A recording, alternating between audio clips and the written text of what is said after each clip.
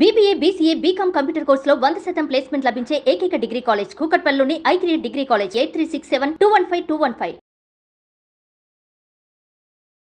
నమస్కారం, నేను రమారావి.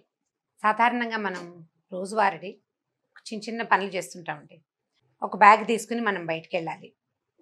ఆ బ్యాగ్ తీసుకుని వెళ్ళే లోపల ఆ బ్యాగ్లో మనం ఒక ఫోన్ పెట్టుకోవాలి, కళ్ళజోడు పెట్టుకోవాలి, తర్వాత ఒక పుస్తకం పెట్టుకోవాలి, పొద్దున్న రాసుకున్న లిస్ట్ పెట్టుకోవాలి, ఎక్స్ట్రా అమౌంట్ కొంత, క్రెడిట్ కార్డు ఉన్న చిన్న పౌచ్ పెట్టుకోవాలి.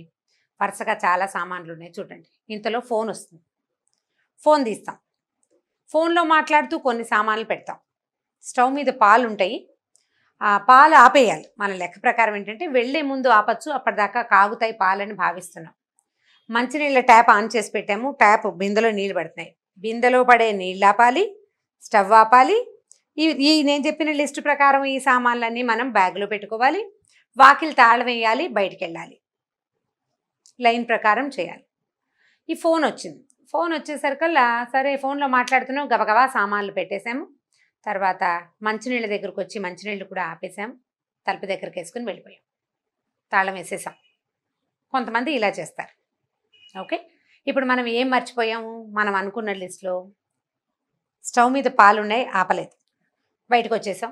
మధ్యాహ్నం ఒక 2-3 గంటల తర్వాత బజార్లో పని చూసుకున్నాం. అబ్బో చాలా కొనాల్సినవి, అక్కర్లేనివి, కావాల్సినవి. మధ్యలో ఎవరో ఫ్రెండ్ కనపడితే ఆవిడతో బోల్సేపు మాట్లాడాం, ఏవో పళ్ళు కనపడితే కొనుక్కున్నాం. మధ్యలో కళాంజలి ఏదో లేకపోతే ఇంకొకటో కళ్యాణ వైభోగమో షాప్ ఏదో కనపడింది, బయట నుంచి కాస్త విండో షాపింగ్ చేసాం. మనం రెగ్యులర్ ప్రాక్టీస్ ఉంటుంది కదా, చేసేసాం. చేసి చూసి ఇంటికి వెళ్ళేసరికల్లా వాకిట్లో దిగుతూ ఆటో దిగుతూ ఉండగానే వాచ్మెన్ చెప్తాడమ్మా మీ ఇంట్లోంచి ఏదో మాడిపోయిన వాసన వస్తుంది అని.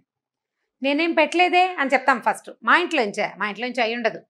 మెట్లు ఎక్కుతాం లేదా లిఫ్ట్ ఎక్కుతాం, తలుపు తీసాక మనకు అర్థమవుతుంది, అప్పుడు మనకి జ్ఞాపకం వస్తుంది స్టవ్ వదిలేసాము అని. ఈ తప్పు ఎవరిదండి? ఫోన్ చేశారు, ఎప్పుడు అంతే, బయటికి వెళ్ళేటప్పుడే ఫోన్ చేస్తారు. ఏదో ఒక సోది, ఉపయోగం లేదు, పాడు లేదు, వాళ్ళ వల్లే నేను పాలాపలేదు అనేసి ఇక వాళ్ళని తిట్టి, ఈ లోపల భర్తో, అత్తగారో, పిల్లలు, పక్కింటి ఆంటీయో ఎవరైనా వస్తే వాళ్ళ కూడా ఎప్పుడు ఫోన్లండి తలకాయ నొప్పి, మా వాళ్ళకి పని పాట ఉండదు, మా కజిన్ దానికి ఏం తోచదు, ఈ టైంలో అది ఫ్రీగా ఉంటుంది, నాకు ఫోన్ చేస్తుంది, మొన్న కూడా అంతే ఇలాగే అయ్యింది అని దాన్ని తిట్టుకుని అసలు గిన్నె బయట పారేసి ఆ వాసన పోవడానికి ఎగ్జాస్ట్ ఫ్యాన్ ఆన్ చేసుకుని సాయంత్రం లోపల ఎవరెవరికి ఎన్నిసార్లు మనం చెప్తామో. ఫోన్లో పడి పాలాపడం మర్చిపోయాను అన్న వాక్యం ఎంతమంది తీసుకుంటారండి? నేను కూడా తీసుకోను. ఎప్పుడు ఇలాగే వేళకి ఫోన్ చేస్తారు, ఇలా ఫోన్ వచ్చింది అంతే. నేను కూడానండి, నాకు కింద కారు ఆగి ఉంటుంది అనుకోండి, నన్ను తీసుకెళ్ళటానికి కారు ఆగింది, వాళ్ళు నా కోసం వెయిట్ చేస్తున్నారు అన్న ఫీలింగ్ వచ్చిందంటే ఫోను కళ్ళజోడు వదిలేస్తానండి. నేను ప్రతిసారి నా ఫోను అక్కడే ఉండిపోతుంది, ఇంట్లోనే కళ్ళజోడు అక్కడే ఉండిపోతుంది, కిందకు వచ్చేస్తాను. కారు ఎక్కిన పావు గంట జ్ఞాపకం వస్తుంది, చాలా దూరం వెళ్ళిపోతాం, మళ్ళీ వెనక్కి రాలేము. ఆ పూట కళ్ళజోడు ఉండదు, ఫోను ఉండదు. నేను ఇలా ఎవరైనా కింద నా కోసం వెయిట్ చేస్తుంటే నేను ఫోను కళ్ళజోడు మర్చిపోతాను అని ఆ కిందకు వచ్చి హారన్ కొడతారు, వాళ్ళతో తలకాయ నొప్పి అని అన్నాను అనుకోండి, ఎంత తప్పండి అది కదా. హుందాగా నాకు మతిమరుపు, నేను అన్నీ మర్చిపోతాను, లిస్ట్లెస్గా ప్రవర్తిస్తాను నేను అని చెప్పుకోలేం. మనం చెప్పుకోకుండా ఇతరులని దాన్ని బాధ్యులను చేస్తాం. నేను ఇక్కడ మీకు పాలిష్డ్గా 2 మంచి సంగతులు చెప్పానండి. ఇవి పాలిష్డ్ థింగ్స్. మనం చేసే ప్రతి దానికి ఇతరులని బాధ్యులని చేస్తూ ఉంటాం. మనం ప్రతి పనికి, ప్రతి విషయానికి బాధ్యత ఇంకొకళ్ళది, వాళ్ళ వల్లే ఇది చెడిపోయింది. మనం భార్యాభర్త కొట్టుకోగానే మా పెళ్లి చేసిన పురోహితుడి దగ్గరికి వెళ్ళిపోవటం, లేదా పెళ్లి సంబంధం తెచ్చిన మేనమావ దగ్గరికి వెళ్ళిపోవటం, మీ అమ్మ వల్లే ఇదంతా వచ్చింది, లేదా మీ చెల్లి వల్లే ఇదంతా వచ్చింది. కొట్టుకు చచ్చిన వాళ్ళిద్దరూ మీరు ఇంట్లో బాగానే ఉంటారు, సాయంత్రానికి కులాసాగా కబులు చెప్పుకుంటారు టీ తాగుతూ. మధ్యలో ఆడపడుచు, పురోహితుడు వాళ్ళు ఏం చేస్తారండి? వాళ్ళు ఏం చేయలేరు, మీరు తూర్పారబట్టడం ఎవరో ఒకళ్ళని. ఇలాంటి విషయాలు వింటున్న మీ పిల్లలు ఎప్పుడూ తమ తప్పుకి బాధ్యత తీసుకోరు. ఏరా కింద పడికి దెబ్బ కొట్టుకుంటాడు పిల్లాడు, ఏరా పడ్డావు, ఎందుకని పడ్డావు వెదవా అంటాం. అయ్యో పడ్డావా అనరండి సాధారణంగా.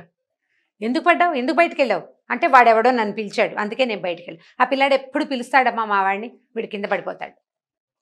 పిలిచిన వాడిదే తప్పు. మనం అసలు చచ్చినా ఆ జరిగిన విషయానికి ఎవరి వల్ల జరిగిందో వాడిని బాధ్యత తీసుకోమని నేర్పించము, మనం నేర్చుకోము. మనిద్దరం కొట్టుకోవడానికి ఇక్కడ లేని వ్యక్తి వాళ్ళ మాటలు వచ్చినాయి, తర్వాత పోట్లాడుతుంది కాబట్టి వాళ్ళే కారణం. పోట్లాడుకున్న వాళ్ళిద్దరూ ససోటాలే విచిత్రంగా. ఇట్లా మన జీవితమంతా ఎవరో ఒకళ్ళని, ఇతరులని ఇక్కడ జరిగే ప్రతి సంఘటనకి బాధ్యులు చేస్తూ ఉంటాం. చేస్తాం అందరం. ఆలోచించుకుని చూడండి. నేను చెప్తుంటే నవ్వొస్తోంది, మీకు సరదాగా ఉంది, నాకు అర్థమైంది. ఎందుకంటే మా కెమెరామెన్ కూడా తెగ నవ్వొచ్చేస్తోంది బడికి, బోల్డ్ నవ్వేస్తున్నాడు అబ్బాయి. ఇలాగే నవ్వొస్తుందండి, కానీ నిజంగా మనం రోజులు 5-6 సార్లు చేస్తాం ఈ పని. ఉప్పేయటం మర్చిపోవడానికి ఫోన్ కారణం. చారులో ఉప్పేయం, అది మర్చిపోవడానికి అప్పుడే ఎవరో బెలగొట్టారు, అప్పుడే పిల్ల వచ్చింది, అప్పుడే పిల్లాడు ఏడ్చాడు, అప్పుడే ఏదో. అయ్యో నేను ఉప్పేయటం మర్చిపోయాను అని అనం. ఆ టైంకి వాళ్ళు పిలిచారు, దానివల్ల ఇలా అంటే మనని అడగలే, ఎవరైనా అడిగితే వస్తుంది ఈ సమాధానం, ఇలా ఎందుకు చేయలేదు అని. ఎప్పుడు హుందాగా ఈ తప్పు నాదే అని గనక మీరు ఒప్పుకోగలిగారా, బ్రెయిన్ భలే సక్రమంగా పనిచేస్తుందండి. మనం కారణాలు వెతకం, ఇతరులని నిందించం. ప్రతిసారి నేను చేసిన వెధవ పనికి ఇంకొకరిని కారణం చేసే ఉద్దేశం మనకి కలగదు. మనం చెయ్యకపోతే మన పిల్లలు చెయ్యరు. మన పిల్లాడికి సిగరెట్ తాగే అలవాటైతే ఆ సిగరెట్ అలవాటు నేర్పించిన వాడు దుర్మార్గుడని అనుకోకూడదు. ఫ్రెండ్స్ సిగరెట్ కాలుస్తుంటే వాళ్ళ దగ్గర వీడు నేర్చుకున్నాడు, వీడిదే తప్పు, వీడి స్నేహాలు మంచివి కావు, జతలు మంచివి కాదు, వీడికి స్నేహాలు సరైన వాళ్ళు లేరు, స్నేహితుల వల్లే వీడు చెడిపోయాడు. వీడే మొదలుపెట్టి ఉండొచ్చు కూడా, మనకు తెలియదు. మన పిల్లాడు మనకెప్పుడు బంగారు కొండే. పిచ్చి వెధవండి, వెర్రిబాగులు వాడు. మా వాడికి ఏమీ తెలియదు, లేదా మా పిల్ల బంగారు తల్లి, దానికి అసలు ఏం తెలియదు. ఆ ఫ్రెండ్ ఉందే జగజ్జంత్రి ఆ పిల్ల అని రెండో పిల్లని అంటూ ఉంటాం. అమ్మాయి కూడా కొన్నాళ్ళు పోయాక నేనేం చేయలేదమ్మా, అదే నన్ను చేయమందమ్మా అని చెప్తుంది. ఆ తర్వాత జీవితంలో ముందుకెళ్ళినప్పుడు అంతా ఏం చేస్తుంది, ప్రతిసారి తన తప్పిదాలకి ఇతరులని బాధ్యుల్ని చేస్తుంది. మనం లైఫ్ చేంజింగ్ థింగ్స్లో, జీవితంలో సాధించవలసిన మార్పుల్లో ఇతరులని మన తప్పిదాలకి బాధ్యులని చేయకండి, చెయ్యొద్దు. మన తప్పుకి, మన జీవితంలో జరిగే పొరపాట్లకి 90% మనమే బాధ్యులుగా ఉంటామండి. ఒక్క 10% ఎవరో బలవంతంగా మన చేత అది చేయిస్తారు. దురదృష్టవశాత్తు జరుగుతాయి, అవి లేవని నేను అంటలా, లేవని నేను అన్ను. మన పిల్లల్ని ఎవరైనా తప్పుదోవ పట్టించే అవకాశం డెఫినెట్గా ఉంది, కానీ అది 100% ఉండదు, ఒక 10-20% ఉంటుంది. ఫేస్బుక్లో స్నేహాలు చేసి, ఇంటర్నెట్లో స్నేహాలు చేసి, పెద్దవాళ్లతోటి ఫ్రెండ్షిప్లు చేసి పిల్లలు వాళ్ళ వెనకాల పడి వెళ్ళిపోయి ప్రమాదాలకి గురవుతున్నారు. ఇంటర్నెట్ది తప్పు కాదు, ఆ రకమైన ప్రోవోక్ చేసి అవబడే లక్షణం పిల్లల్లో ఉండటం, పిల్లలకి అంత సమయం ఇవ్వడం, అవన్నీ మన తప్పులు కూడా ఉంటాయి. అవతల వాళ్ళు ఒకళ్ళే దుర్మార్గులు ఎవరు, మనలో కూడా కొంత మిస్టేక్ ఉంది. మన మిస్టేక్ని కరెక్ట్ చేసుకోవడానికి ట్రై చేయండి. తప్పు ఎక్కడ జరిగింది అనేటప్పుడు ఇతరుల దగ్గర కాకుండా మన దగ్గర నుంచి ప్రశ్న మొదలు పెట్టుకోండి. జీవితం అంతా ప్రశ్నలమయం చూడండి కదా. మొదట మన మీద ప్రశ్న, మనది కూడా ఏమైనా తప్పు ఉందా, నేను ఎక్కడ పిల్లని వదిలిపెట్టేశాను, నాకేం తెలియటం లేదు, నాకు ఇంటర్నెట్ సంగతులు తెలియట్లేదు, నాకు అర్థం కావటం లేదు, పిల్లలు నన్ను నా కన్ను కప్పి పిల్ల స్నేహాలు చేస్తుంది, పిల్లని కూర్చోబెట్టి మంచి చెడు చెప్పండి, కేకలేసి జీవితం పాడైపోతుంది, అలా కాదు. దీనివల్ల ఏం జరుగుతుంది, ఇలా వస్తే ఏమి ఇబ్బందులు వస్తాయి, దానివల్ల ఎట్లా జరుగుతుంది అనేది తిట్లు, అరుపులు, కేకలేయటాలు, 2 చెంపకాయలు కొట్టటాలు కాకుండా నిదానంగా అర్థమయ్యేలాగా చెప్పండి. వీలైతే ఎవరి జీవితాన్నైనా ఉదాహరణగా చూపించండి. ఇప్పుడు తమ తప్పులకి ఇతరులని బాధ్యులను చేయకుండా నేనే ఈ పొరపాటు చేశాను అని పిల్లలు చెప్పగలగాలండి. పిల్లాడు ఒక గాజు గ్లాస్ పగలగొట్టాడు అనుకోండి, నేను పడేశాను అని చెప్పడు వాడు. అలా అమ్మ నేనే చేజారి పడిపోయిందమ్మా అని చెప్పితే అప్పుడు మీరు కేకలేయకుండా ఉన్నారనుకోండి, అన్నీ ఎందుకు ముట్టుకుంటావు, గాజు వస్తువులు ముట్టుకుని పగలగొట్టేస్తావు అలా అనద్దు. వాడికి నిజం చెప్పే ధైర్యాన్ని అలవర్చండి.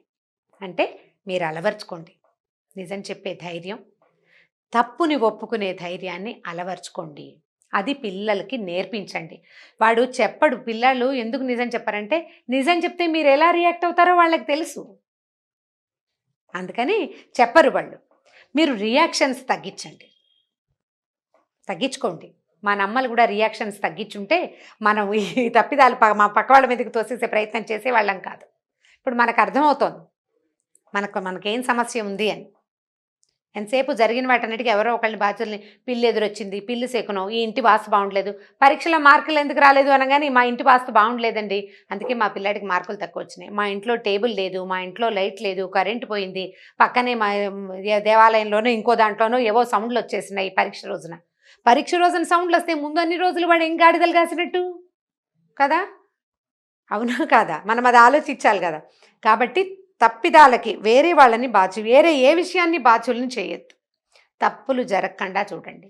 తప్పుని ఒప్పుకునే ధైర్యాన్ని పిల్లలకి అలవర్చండి. మీరు కూడా అలవర్చుకోండి. మన తప్పులకి మనమే బాధ్యత వహించటము అత్యంత హుందా అయిన వ్యవహారం అని అర్థం చేసుకోండి. ఈ వీడియో కనుక మీకు నచ్చినట్లయితే లైక్ చేయండి, షేర్ చేయండి.